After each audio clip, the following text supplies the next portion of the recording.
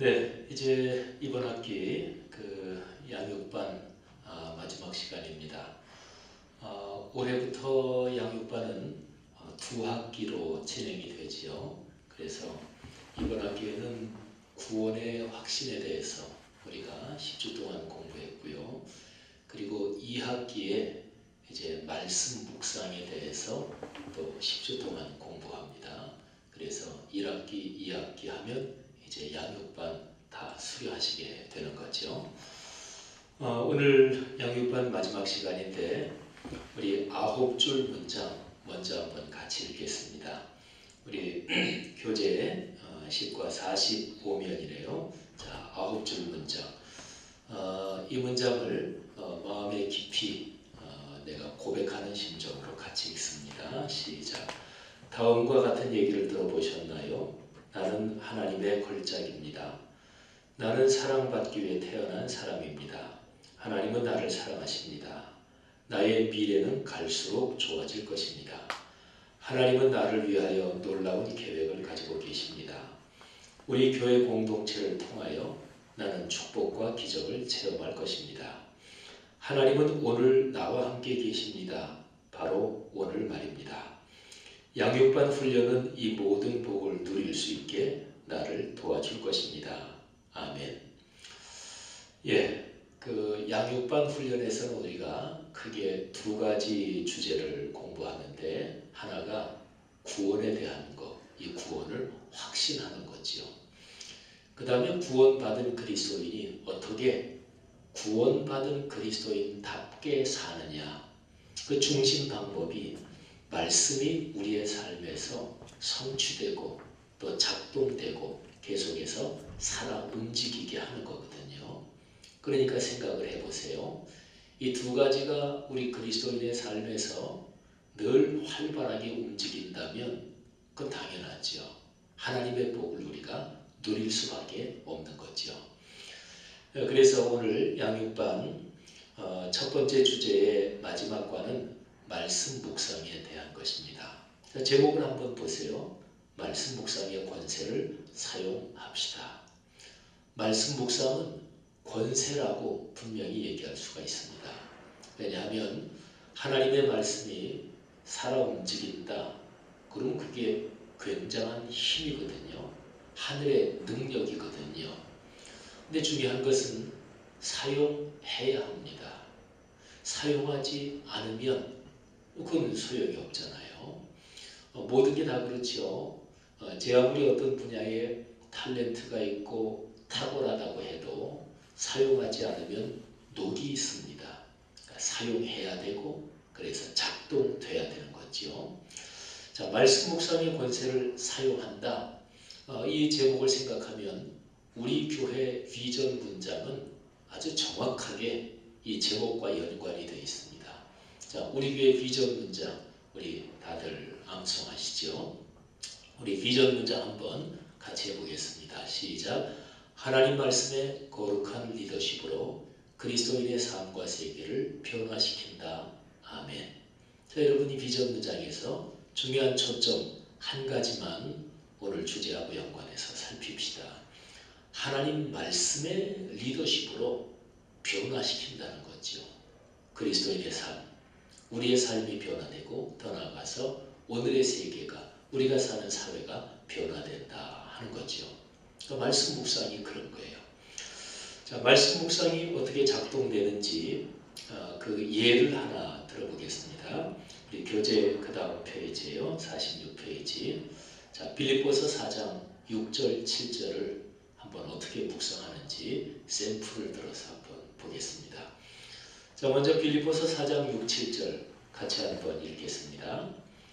아무것도 염려하지 말고 오직 모든 일에 기도와 간구로 너희 구할 것을 감사함으로 하나님께 아뢰라. 그리하면 모든 지각에 뛰어난 하나님의 평강이 그리스도 예수 안에서 너희 마음과 생각을 지키시리라. 아멘. 자, 그 밑에 이제 쭉 질문을 써놨어요. 첫 번째 질문이 있습니다. 특별히 마음에 와 닿는 단어나 표현이 있습니까? 그 단어나 표현이 왜 마음에 와 닿습니까? 그 밑에 이제 질문이 다 해서 5가지가 있는데 이 첫 번째 질문은 2절 묵상하는 이 구절에 대한 전반적인 어떤 인상이라 그럴까요? 어쨌든 전반적인 어떤 느낌 또는 마음에 와 닿는 어떤 접촉점 그런 데 대한 질문이에요. 어떤 것도 좋습니다. 여러분들이 지금 이 6절하고 7절에서 이 2절의 표현 중에서 어떤 게 마음에 와 닿는지 또는 이런 게 특이하다든지 야 이거 참 좋으네 이런 거든지 어떤 거든지 좋습니다.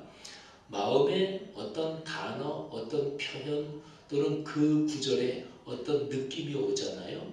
일단은 마음에 그게 뭐라도 오면 그게 바로 하나님이 주시는 은혜예요. 그러면 그게 접촉점이지요. 그러면 마음에 오는 그거를 붙잡아야 돼요. 예를 들어서 아무것도 이 단어가 아무것도 염려하지 말고 아무것도 이게 만일에 단어가 딱 이렇게 좀 더 인상적으로 와닿았다 그러면 그거를 가지고 생각을 하는 거예요. 아무것도구나. 염려하지 말되 어떤 거는 염려하지 말고 또 어떤 거는 염려할 수밖에 없고 이게 아니라 아무것도구나. 그렇지 하고 그거를 자꾸 생각을 하는 거예요. 그 다음에 이렇게 묵상하다가 마음과 생각 만일에 이 단어가 마음속에 와 닿았다 그러면 맞아 마음이 중요하지 생각이 중요하지 하면서 그 마음과 생각이라는 단어를 좀 더 곱씹어보고 좀 더 되새겨보고 그렇게 하는 거예요. 자, 그 다음에 2번째 질문 보십시다. 무엇을 구하라고 말씀하십니까? 자, 이거는 4장 6절에 나오지요. 뭐를 구하라 그러나요? 너희 구할 것을 감사함으로 하나님께 아뢰라 그랬으니까 구할 것을 구하라, 아뢰라. 근데 뭘 구하라 그랬지요? 모든 일에. 그렇죠. 모든 일. 그러니까 하나도 빼놓지 않고 모든 일이죠. 그러니까 우리 그리스도인의 기도에서 그거는 구할 필요 없다. 또는 그거는 구하면 안 되지. 이런 건 사실은 없는 거예요. 물론 하나님의 뜻이 아닌 거를 고집스럽게 구한다. 그건 옳은 기도는 아니죠. 잘못된 기도죠. 근데 어떤 그리스도인이 적어도 정상적으로 신앙생활을 하는 그리스도인이 이거는 하나님의 뜻에 정면으로 배치되는 거다. 이거는 하나님의 영광을 가리는 일이다. 이거를 명백하게 알면서도 그거를 계속해서 하나님한테 해달라고 그러는 그리스도인이 사실은 어디 있겠어요. 이런 정도는 있을 거예요. 예를 들어서 어떤 그리스도인이 기도하면서 이게 좀 내가 이기적인 기도지. 이런 기도 하나님 앞에 드리기는 조금은 죄송스럽네. 이런 느낌이나 그런 자의식을 조금 가지면서 이렇게 기도하고 아마 그런 정도는 있을 거예요.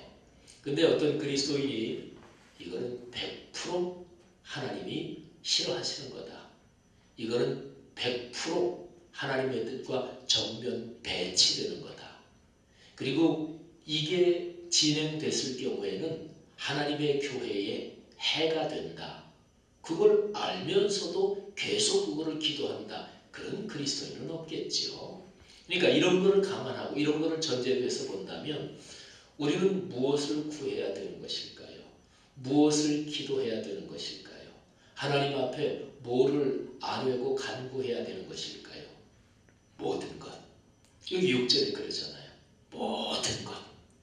그러니까 기도는 우리 삶에 말하자면 호흡과도 같다. 그런 얘기를 하잖아요. 그렇죠. 모든 것을 우리는 기도할 수 있고 기도해야 되고 주님께 그렇게 말씀드리는 거죠. 자, 3번째 질문입니다. 어떤 태도와 자세로 구하라고 말씀하고 있습니까?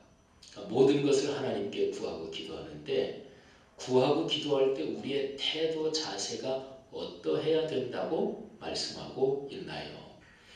자, 그게 6절에 나오죠. 태도가 어때야 돼요? 감사함으로 하나님께 아뢰라. 감사함으로 기도해라. 이게 이제 이 말씀에서 명령하고 있는 것입니다. 그러면 어떤 사람이 이 말씀을 묵상할 때 가만히 찬찬히 들여다보니까 감사하는 마음으로 감사의 자세와 태도로 하나님께 기도하라고 그러는구나. 그러면서 자기를 돌아볼 수 있겠죠. 내가 기도하는 자세와 태도가 어떤가? 내가 감사하는 마음이 없네. 하나님의 은혜에 감격하는 마음이 없네. 그러면 이 말씀을 묵상하다가 그런 생각을 하겠죠. 주님, 제가 감사하면서 기도하게 저를 도와주십시오. 앞으로 기도할 때 기도의 자세, 태도 늘 감사하는 마음을 가지겠습니다. 이렇게 되는 거죠. 그러면 이 말씀이 빌립보서 4장 6절에서 감사하는 태도로 하나님께 기도해라. 이 말씀이 내 삶으로 이어지는 거잖아요. 그죠? 자, 그 다음에 네 번째 질문입니다. 그렇게 구하면 하나님께서 어떻게 해주시겠다고 말씀하고 있습니까? 자, 빌립보서 4장 6절 7절은요. 커다랗게 보면 6절은 우리가 해야 될 것을 기록하고 있습니다. 너희는 이렇게 해라. 우리가 해야 될 것. 그리고 7절은 6절 말씀대로 우리가 그렇게 하면 하나님께서 이렇게 해주시겠다. 그게 7절이에요. 6절은 우리가 해야 될 것. 7절은 그럴 경우에 하나님께서 해주시겠다는 것. 이거죠. 이거를 다른 말로 바꾸면 6절은 조건입니다. 너희는 이렇게 해라. 7절은 그 조건에 걸린 약속 또는 축복입니다. 자, 네 번째 질문은 바로 7절에 관련된 질문이에요. 자, 우리가 6절처럼 그렇게 구하면, 그러니까 모든 일에, 그리고 태도와 자세를 감사하는 마음으로 그렇게 아뢰면 하나님께서 어떤 축복을 주신다고 약속해 주시고 있나요? 7절. 자, 7절 보면 7절에서 쭉 있는데 그리하면 뭐든지 가게 뛰어난 하나님의 평강이 그리스도 예수 안에서 너희 마음과 생각을 지키시리라. 그런데 7절에서 제일 중요한 이 7절 문장에서 중요한 요소만 되도록 짧게 한번 뽑아보세요. 그리하면 지키시리라. 예, 그렇게 기도하면 하나님이 지키신대요. 자, 그런데 무엇을 지키신다고 기록하고 있습니까? 마음과 생각을 지키신대요. 이 점이 참 중요합니다. 사람의 마음, 사람의 생각은 그 사람의 삶에서 사령탑과도 같은 것입니다. 마음이 어떠하면 그 사람의 삶이 어떠한 거예요. 그 사람 어떤 사람이지? 그 사람 누구야? 그 사람 인품이 어때? 그 사람의 마음을 보면 알아요. 마음이 어떠하냐? 그게 그 사람 됨됨이고 그 사람의 인품이고 그 사람의 인생이지요. 그러니까 사람은 살아가면서 자기의 마음과 생각을 잘 가꾸고 다듬어가는 것, 이게 제일 중요한 것이고요. 그리고 사람이 자기 인생을 지킨다 그럴 때는 근본적으로 말하면 마음과 생각을 지켜야 되는 거죠. 마음을 주면 다 주는 거죠. 마음을 지키면 절대로 무너지지 않습니다. 호랑이한테 물려가도 정신만 차리면 산다. 이런 우리말이 있잖아요. 거기에서 정신, 이게 마음이죠. 이게 생각이죠. 예를 들어서 호랑이한테 물려가서 아유 죽었다. 그러면 죽는 거죠. 쉬운 얘기로 정신도 안 버리는 거죠. 호랑이한테 물려갔다. 그래도 살아야지. 기필코 살아야지. 그래서 어떻게 하면 살 수 있을까? 이렇게 하다가 예를 들어서 어떤 수단 방법을 써서라도 살아야 되겠다.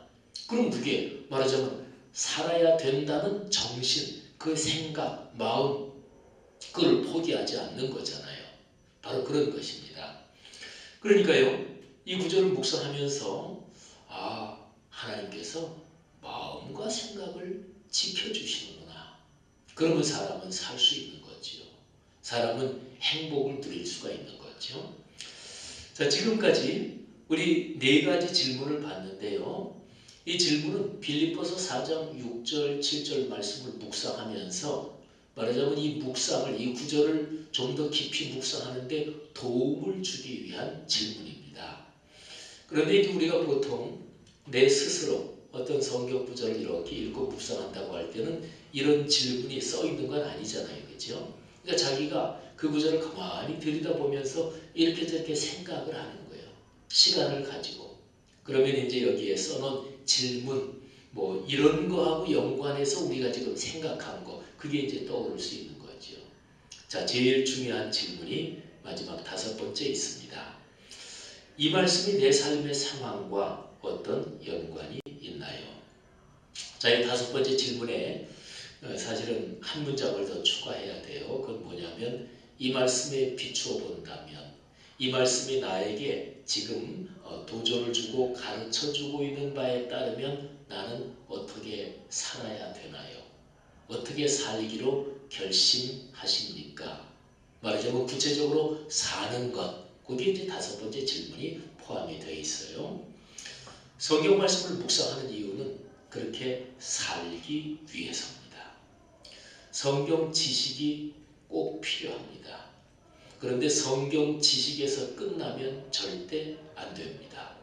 성경 지식이 꼭 필요하지만 성경 지식에서 끝나면 그거는 결코 성경을 읽는 바람직한 방법이 아닙니다. 성경 지식에서 끝난다, 이게 반복되잖아요. 그러면 신앙이 망가질 수가 있습니다. 성경 지식이 아예 없다, 그러면 신앙이 성장이 안 되겠죠. 성경 지식을 얻는 거 아주 중요해요. 그런데 성경 지식을 얻는 데서 매번 끝난다, 그러면 신앙이 이상한 신앙으로 형성이 됩니다. 고집스러운 신앙, 지식, 머리에만 머무르고 성경 지식 때문에 교만해지고. 혹시라도요, 여러분 주변에서, 아니 여러분 주변이 아니라 혹시 여러분 자신이 그런지 한번 생각을 해보셔야 돼요. 어떤 그리스도인이 신앙생활한 지 오래됐다. 그 사람 10년, 20년, 30년, 그분은 태어날 때부터 모태신앙이야. 그런데 지금의 나이가 50대 또는 60대야. 그러면 50년, 60년 신앙생활한 거잖아요. 그런데 그 사람의 인품이 고집스럽다. 그 사람 까칠해. 그 사람 잘못 건드리면 안 돼. 이런 사람이 있다. 이걸 어떻게 설명할 수 있을까요? 50년, 60년 신앙생활했는데 사람 인품이 예수님 닮지 않았단 말이에요. 왜 그럴까요? 50년, 60년 신앙생활했으면 주일 예배 드리면서 적어도 정상적으로라면 신앙생활했을 텐데 하나님 말씀 많이 들었을 거 아니겠어요? 그런데 들은 말씀이 그 사람의 삶에서 실천되지는 않았던 거죠. 지식으로만 끝난 거죠. 그게 계속 반복되다 보니까 신앙이 이상한 형태로 아예 굳어져 버린 거예요. 큰 위험입니다. 2000년 기독교 역사에서 그리스도인과 교회가 병들고 타락할 때마다 일어난 현상이 바로 이것입니다. 그래서 빌립보서 4장 6, 7절 말씀, 이 말씀을 우리가 지금 샘플로 묵상해 보는데 제일 중요한 게 마지막에 있는 거예요. 이 말씀이 내 삶의 상황과 어떤 연관이 있나요? 그래서 이 말씀이 나한테 어떻게 살아야 된다고 얘기하나? 내가 어떻게 더 변화되어야 된다고 얘기하나? 그리고 거기에 내가 어떻게 순종해서 실천할 건가? 요걸 반드시 묵상해야 돼요. 그리고 그렇게 살기로 결단해야 돼요. 하나님 앞에 간구하고 기도해야 돼요. 주님, 이 말씀을 묵상하니까 이런 깨달음이 듭니다. 주님, 이렇게 살겠습니다. 최선을 다하겠습니다. 그런데 제 힘만 가지고는 안 됩니다. 주님, 성령으로 도와 주옵소서. 여러분에게 말씀을 묵상할 때마다 이런 결단 그리고 이런 축복이 있기를 바랍니다. 자, 그 다음에 그 오른쪽 페이지입니다. 자, 말씀 묵상에 우리가 지금 4장 6, 7절은 샘플로 해본 거고 이제 그 구조를 정리해서 오른쪽에 써놓은 거예요. 자, 그리스도인이 말씀을 묵상해서 삶이 변화되는 그 권세를 사용하는 방법은 3단계로 되어 있습니다. 자, 1번, 2번, 3번 우리 같이 한번 읽어보겠습니다. 1번, 성경을 하나님의 말씀으로 분명히 인정하고 소망하기. 자, 잘 생각해 보세요. 성경을 읽을 때, 묵상할 때, 또 강단에서 선포되는 설교 말씀을 들을 때 그걸 하나님의 말씀으로 분명히 인정을 해야 돼요. 그리고 이 말씀을 듣고 이 말씀을 묵상하고 내 삶이 더 아름다워지지, 내 삶이 더 복을 누릴 수 있지, 그거를 소망해야 돼요. 기다려야 돼요. 가슴이 설레야 돼요. 1단계. 이거는 말씀을 대하기 이전에 내 마음의 준비를 말하는 거죠. 여러분 자신 어떠십니까? 예배 때, 예배 오실 때 오늘 선포되는 하나님 말씀에 대해서 이런 마음이 있으세요? 소망하십니까? 설레십니까?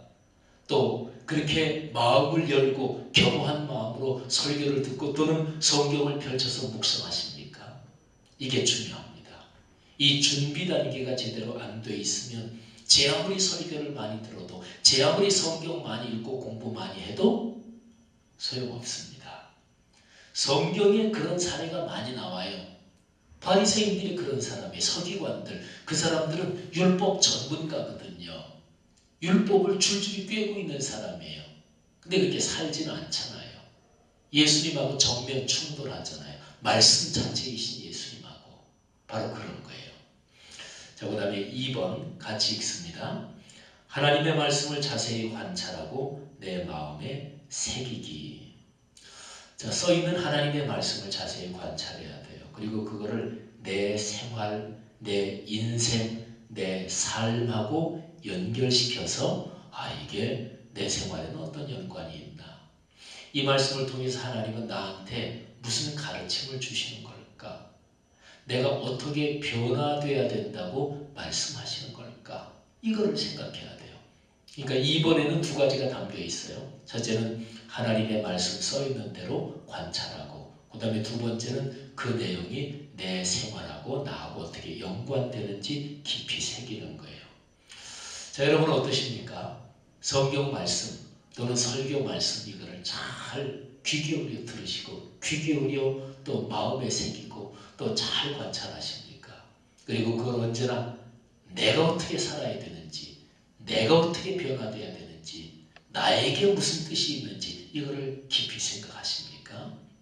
자, 3번입니다. 같이 읽습니다. 하나님의 말씀을 간절한 열망으로 기도하며 살아내기. 어떤 말씀이 나하고 어떤 연관이 있다 깨달음이 왔잖아요. 궁극적인 건 살아야 되는 거죠. 그렇죠. 살아야 되는 거죠. 밥상을 차렸으면 먹자고 차리는 거잖아요. 그죠? 이 세상에 태어났으면 행복하게 잘 살자고 존재하는 거잖아요. 그죠? 그러니까 하나님의 말씀은 살자고 하는 거예요. 그렇게 복을 누리자고 하는 거예요. 근데 그게 제 힘만으로 안 됩니다. 왜냐하면 그리스도인이 그리스도인답게 사는데 그거를 아주 싫어하는 세력이 있어요. 아주 싫어하는 자가 있어요. 근데 그 자의 세력이 커요. 그 자가 막강합니다. 그게 누구냐면 사탄입니다. 성경에 사탄 또는 마귀, 귀신이라고 표현된 바로 그 영적인 존재입니다. 세력이 어마어마하게 세거든요. 사탄, 마귀, 귀신은 영적인 존재입니다. 영은 눈에 보이지 않아요. 근데 그리스도인인 여러분과 저는 우리는 육체를 가지고 살잖아요. 그러니까 쉬운 얘기로 말하면 무슨 영화 같은데 무술 영화나 또는 무슨 SF 영화나 또 이런 영화 같은데 그런 장면 가끔 나오죠. 무슨 나는 보지 못하고 눈이 가려지고 또는 상대방이 반칙을 해서 막 눈이 안 보이는데 싸우고 이런 거 있잖아요. 내가 눈 가리고 싸우면 그러면 지지 어떻게 이기겠어요? 그런데 하나님의 도움을 받으면 이길 수가 있습니다. 그래서 그리스도인이 그리스도인답게 말씀을 실천하며 사는 데는 제 힘만 가지고는 안 돼요. 마귀, 귀신, 사탄하고 싸우는 일이기 때문에. 그래서 악한 영보다 더 강력한 힘이 필요해요. 그게 바로 하나님의 힘입니다. 하나님의 힘을 빌리는 방법이 있습니다. 그걸 가리켜서 기도라고 얘기를 하죠. 그래서 세 번째가 그거예요. 하나님이 내게 주신 말씀 깨닫게 해주신 말씀을 실천해야 되겠다. 그렇게 살아야 되겠다. 그런 열망을 가지고 그리고 기도하면서 살아내는 거죠. 예수님께서 이 땅에서 사역을 다 마치시고 하늘로 오르시기 전에 맨 마지막으로 제자들에게 주신 말씀이 있습니다. 마태복음 28장 18절부터 20절 말씀에 있어요. 예수께서 나와 말씀하여 이르시되 하늘과 땅의 모든 권세를 내게 주셨으니 그러므로 너희는 가서 모든 민족을 제자로 삼아 아버지와 아들과 성령의 이름으로 세례를 베풀고 내가 너희에게 분부한 모든 것을 가르쳐 지키게 하라. 볼지어다 내가 세상 끝날까지 너희와 항상 함께 있으리라 하시니라. 아멘. 올해 우리 교회 암송 부전이기도 하지요. 이 명령이 아주 중요해요. 그래서 지상명령이라고 보통 표현도 합니다. 이 지자는 땅 지자가 아니에요. 최고 지자, 이를 지자예요. 그러니까 상, 위상자잖아요. 그러니까 최고, 가장 위에 있는 최고의 지존한 명령이다. 그런 거예요. 그 명령에서 핵심이 몇 가지 포인트가 있는데 그 중에 하나가 뭐냐면 가르쳐 지키게 하라. 바로 이것입니다. 그러니까 기독교적인 모든 사역은 말씀을, 예수님의 말씀을, 다른 말로 보면 66권 성경 말씀을 지키게 가르치는 거예요. 지키게 해야 돼요. 지켜야 돼요. 그러려면 가르쳐야 되는 거예요.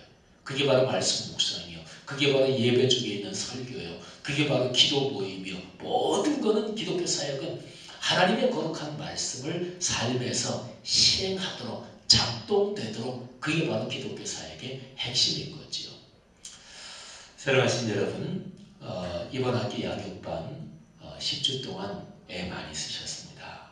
그런데 하나님의 말씀대로 살아야 한다. 그리고 우리가 받은 구원의 확신, 우리가 받은 구원이 현실의 삶에서 끊임없이 작동해야 된다. 이 사실을 꼭 기억하시고 다음 학기 말씀 묵상에 대해서 구체적으로 훈련 받을 텐데 그때 더 큰 은혜가 있기를 바랍니다. 자, 기도하겠습니다. 하나님 아버지 은혜 감사합니다. 이번 한 학기 양육반 첫 번째 주제를 우리가 공부하고 다시 깊이 생각했습니다. 영접하는 자, 곧 그 이름을 믿는 자들에게는 하나님의 자녀가 되는 권세를 주셨으니 이 귀한 말씀 진심으로 감사합니다. 하나님, 우리가 받은 구원 받은 사람답게 계속해서 살아가기 위해서 말씀 묵상의 권세를 끊임없이 사용하고 훈련하는 우리 모두가 되게 해 주십시오. 감사합니다. 예수님 이름으로 기도 올립니다. 아멘.